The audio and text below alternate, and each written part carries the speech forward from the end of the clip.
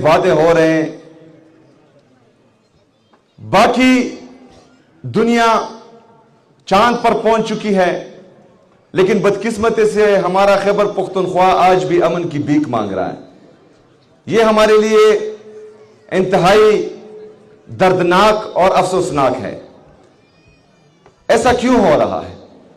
کیونکہ خیبر پختونخوا اور خاص کر ہمارے جو ابھی مرج اضلاع ہیں، ہمیشہ سے پختونوں کو بے سے بندوق سکھایا جاتا تھا، لیکن میں نے آتے ہی اعلان کیا ہے کہ ابھی ہم بے سے بندوق نہیں پڑیں گے، ابھی ہم کاف سے قلم پڑیں گے اور اپنے نوجوانوں اور بچوں کے ہاتھ میں انشاءاللہ تعالی قلم دیں گے۔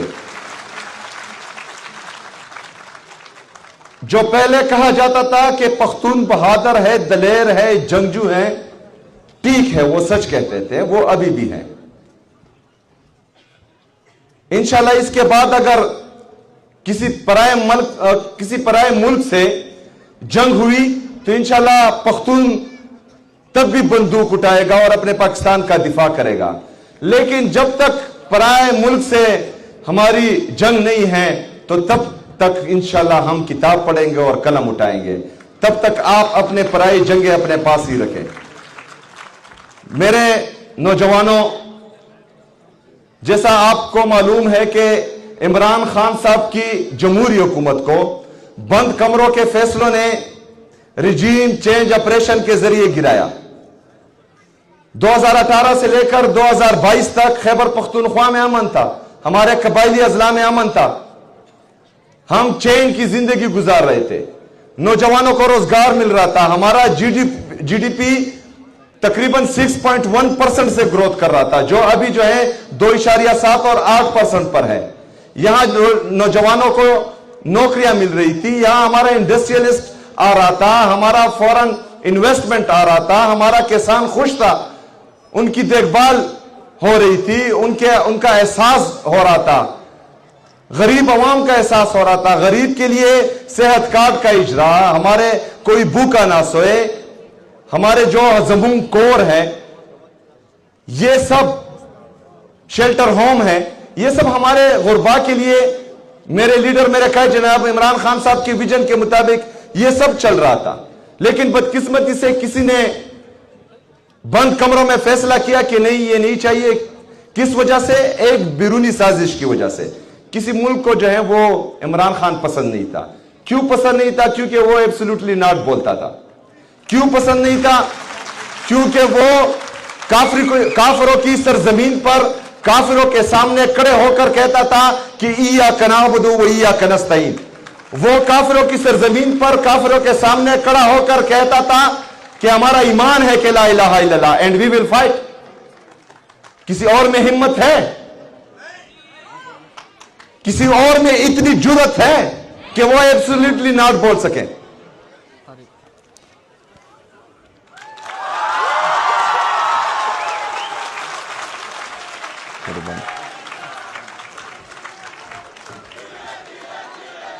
یہ کسی اور میں جرت کیوں نہیں ہے؟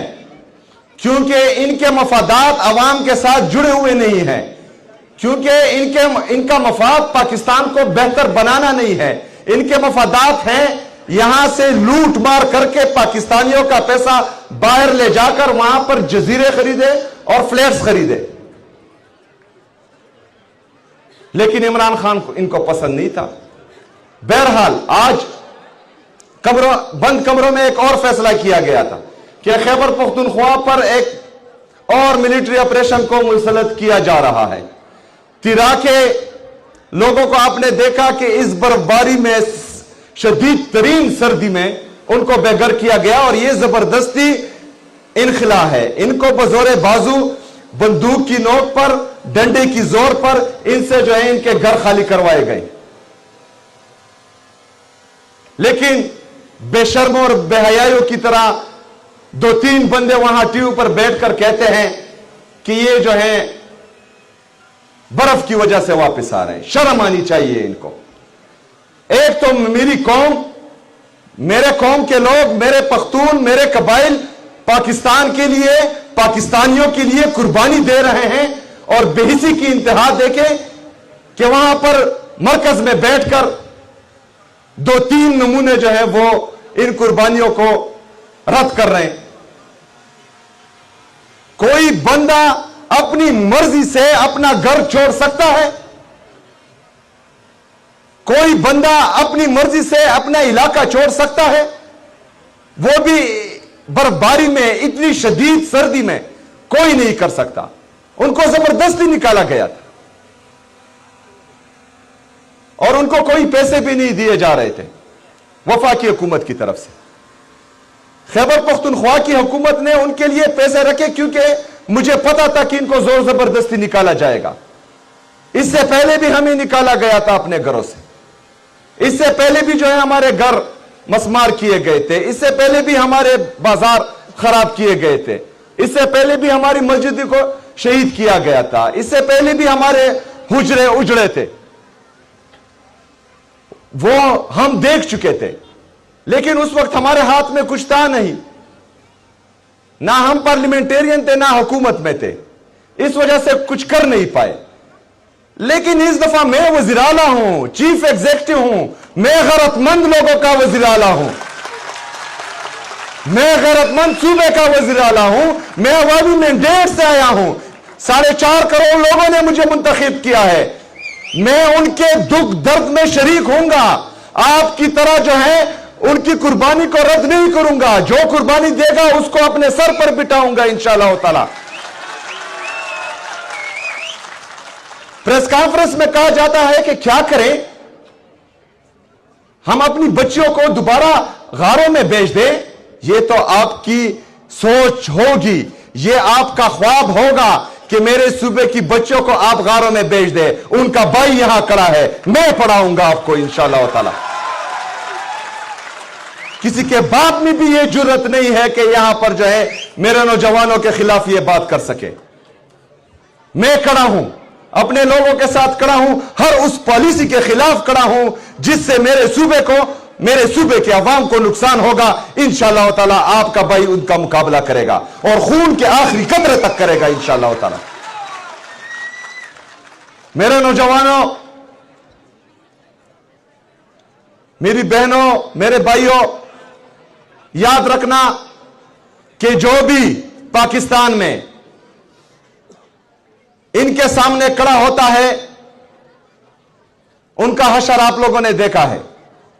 लेकिन मुझे नताइज की कोई परवाह नहीं है।